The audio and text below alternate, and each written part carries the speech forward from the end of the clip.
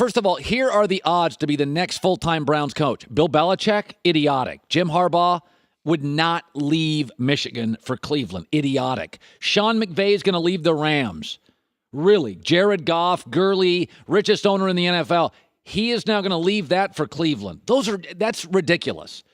Here's the name that's not on there, and I can't believe it's not on there, and it makes a ton of sense, and it's good for everybody. Mike McCarthy of the Packers is not on that list. How's Mike McCarthy agreeing? First of all, Mike McCarthy and Aaron Rodgers have at best, frosty relationship. McCarthy has worked with Rodgers and Favre. He can deal with ego. Baker's got an ego. He can deal with personality. Baker's got a personality. He's dealt with Favre and Rodgers. Okay, John Dorsey runs Cleveland. Where was he before Kansas City? Green Bay. Who was there? Mike McCarthy.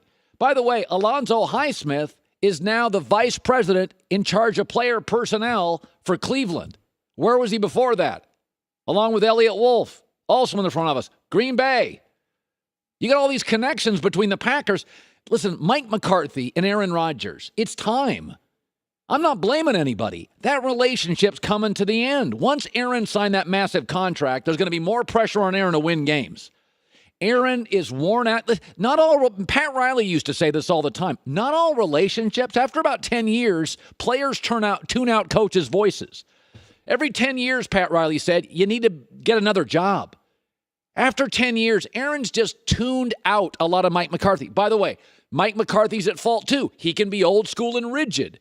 Aaron's a little more progressive and adaptable. And so you got the California cool guy and the guy that looks like the Milwaukee police sergeant, and one guy's old school, one guy's new school, and they're just done with each other. And I'm not blaming anybody. Mike McCarthy's a good coach. Aaron's a great quarterback. But I cannot believe that name's not on the board. John Dorsey's an old school guy that knows McCarthy, an old school coach. They're a perfect fit. And this roster is good enough to win. This is a good roster in Cleveland. Baker's not quite ready yet to be a star, but it's a good roster. They got players. They got a pass rusher, a couple of good backs, a star wide receiver. I mean, they got a world-class young corner. Denzel Ward could be a Pro Bowler. They got players here.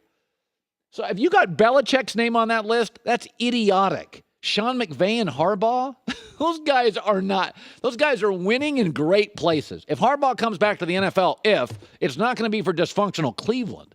Belichick hates Cleveland. I'm going to leave Kraft for Jimmy Haslam. I'm going to leave Brady for Baker. Honestly, was this done by a couple of drunk poker players in Vegas? Who put these odds up?